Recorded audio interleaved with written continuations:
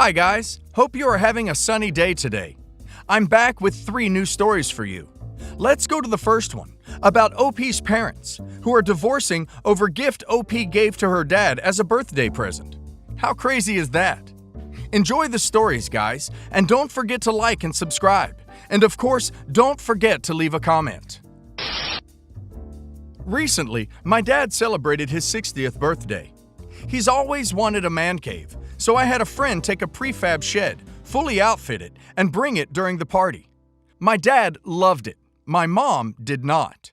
She yelled at me, in front of everyone, about how I knew she was going to transform their den into his man cave for Christmas, and I did this to upstage her. I had no idea she had this planned, because we don't talk other than family celebrations a few times a year. We spoke one time about his party, and that was to confirm that I was bringing the champagne. I told her she must have told my sister, who I also rarely talk to.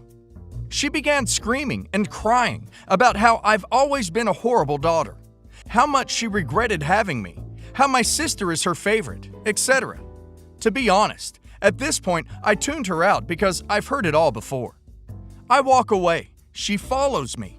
My dad stepped in front of her and told her to knock it off. She storms away and pouts. At this point, guests are leaving. My dad asked if we could go into my house and continue the party. I agree.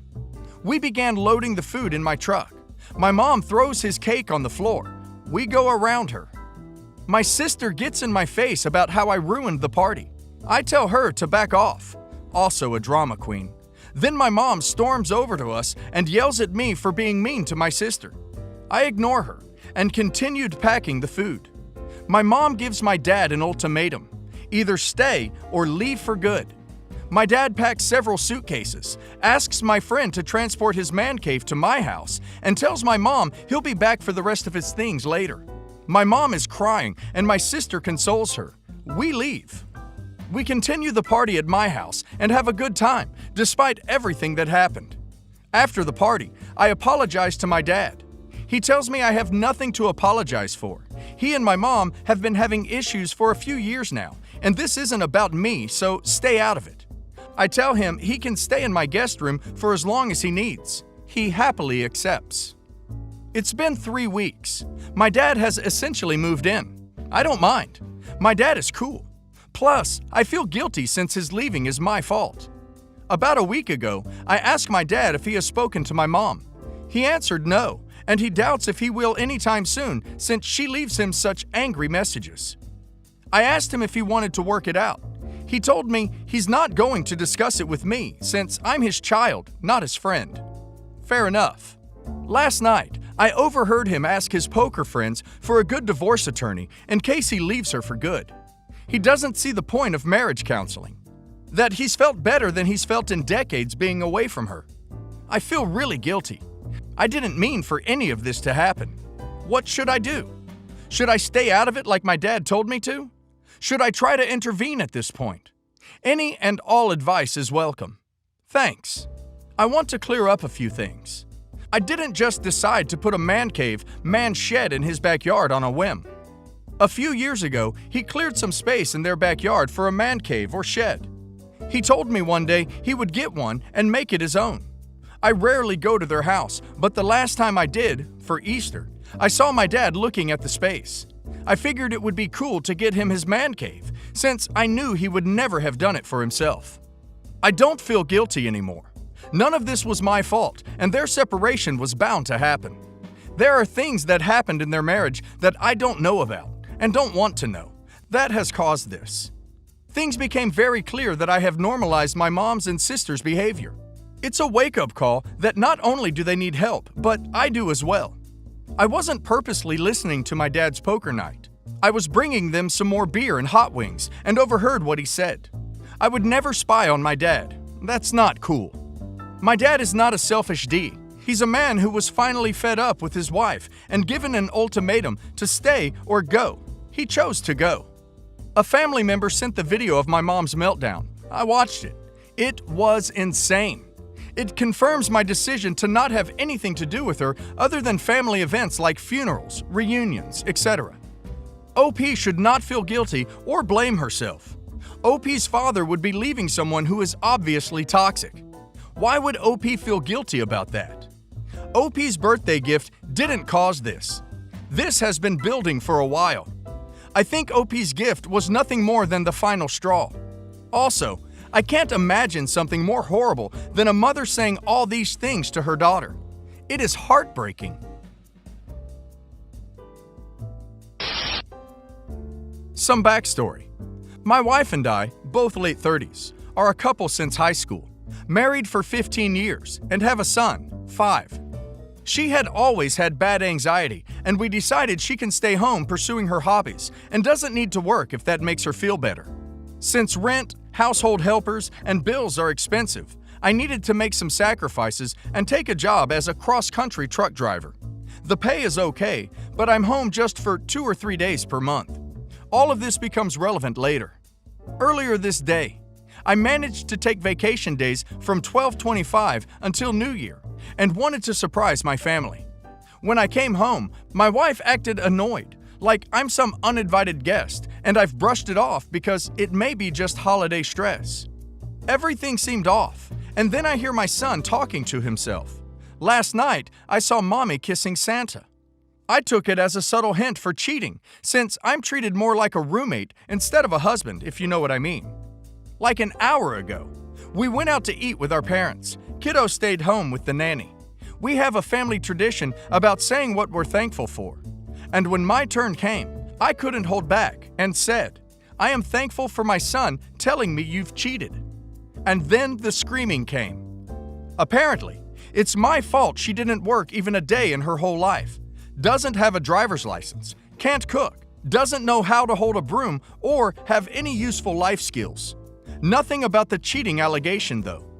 I'm also at fault for not making more money because her friends always brag about purses worth thousands, which she can't afford, and for not making her pregnant since now no other richer guy would want her. I got sick and told her it's not my fault she doesn't have any life skills or work experiences. She always had the chance to take cooking or driving classes, but instead chose to watch The Office all day because of her "I won't even try if there's a chance to fail" mentality. Yeah, watching that and browsing Imgur is all she do. I'm paying for a full-time nanny. A maid comes twice per week to clean up, and all kitchenware is just for decoration, since we always eat takeouts. Anyway, still nothing about the cheating. After making that scene, she got up and left with her parents. Moments before leaving, her mom stopped and said, "I saw Mommy kissing Santa is a song." I got him a CD with Christmas classics. That's when I started to feel kind of stupid. But I still wasn't sure about the cheating since nothing was mentioned. Now, at home, she's threatening me with divorce and how I won't see my son ever again. Can this be saved? Apologies didn't help. I'm also worried what will happen to my wife if she really goes through. Imagine an almost 40-year-old woman with the skill set of a 13-year-old. OP was definitely in the wrong for calling his wife out in front of everyone with zero proof, except for his son speaking the words to a well-known Christmas song. However, OP's wife sounds like such a spoiled, entitled wannabe princess. Looks like she's useless and brings nothing but grief to OP's life. The fact she's threatening to keep OP's son from him is also disgusting. I hope she was just saying that in anger and didn't really mean it. Because if she did, OP should better go get himself a shark divorce lawyer as soon as possible. No matter what happens, OP needed to quit being such a doormat. Not only for his own sake, but also for his child. No way should OP only be spending a couple of days with his child a month just because he can't say no to his wife. Let's go on to an update, guys. Update. Since she deflected all cheating allegations, I did something that I'm not proud of. I waited until she fell asleep and looked at her phone. I wasn't prepared for what I'd find there.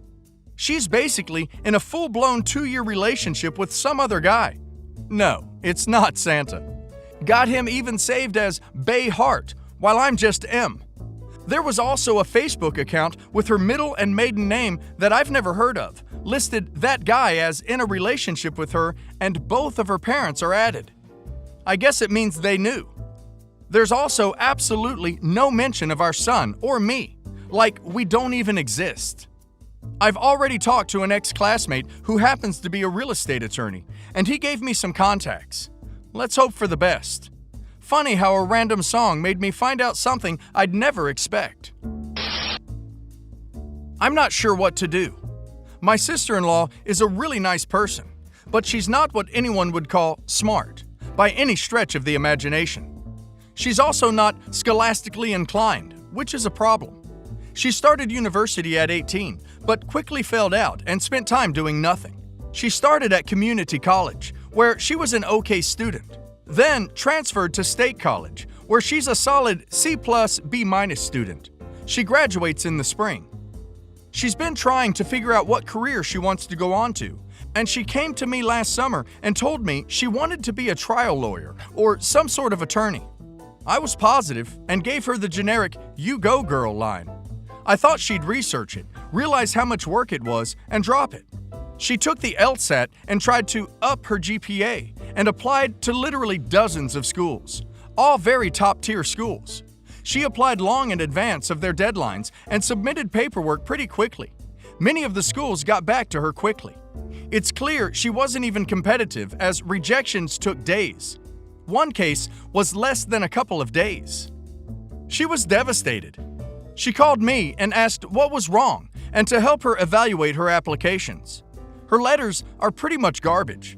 Her accompanying documents were pointless, and she lacked even a basic coherence.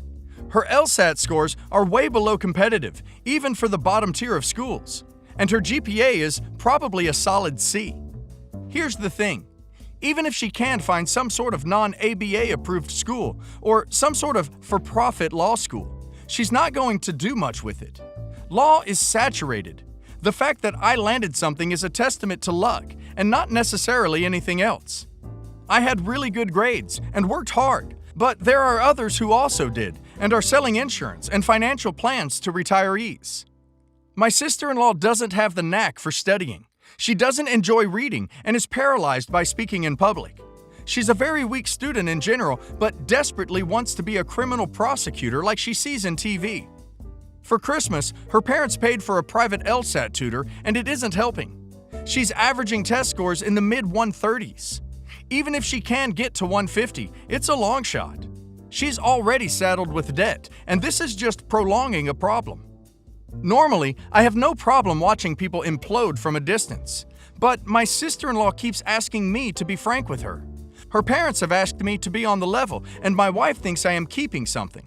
The truth is, getting a job as a prosecutor is tough. They look at everything from your LSAT to your ECs and will put you through the ringer. People who get those jobs are absolutely cut out for that. My sister-in-law isn't. And even if she could get into law school, somehow get through it and then graduate, I doubt she'd ever get a law-related job. My in-laws and family want me to give them a frank talk, and I am at a place where I don't know what to do. Do I burst her bubble? Tell her the absolute truth and hope she can find something else to suit her fancy? Do I shut up, knowing full well it's futile? I have to be a member of their family for, hopefully, a long time, and I'm worried what saying something would do. And the inverse, what not saying something would do. I'm sort of at a loss. She's asking you to be frank, so OP should be frank. If you want to be a prosecutor, you'll need to get into an ABA-accredited law school. That will require an LSAT score of X and a GPA of Y. These are just numbers, facts, and are not a judgment. It was interesting what one Redditor commented on OP's post. I had a friend back in school who really wanted to be a lawyer to help people, and probably because I'm old enough that Ally McBeal was a thing then. She was incredibly well-meaning and incredibly unsuited to law, and wasn't going to get the grades at all. She had a real wobble when she failed to get into a law degree and struggled with the knock and confidence, so didn't achieve as well at university than she wanted.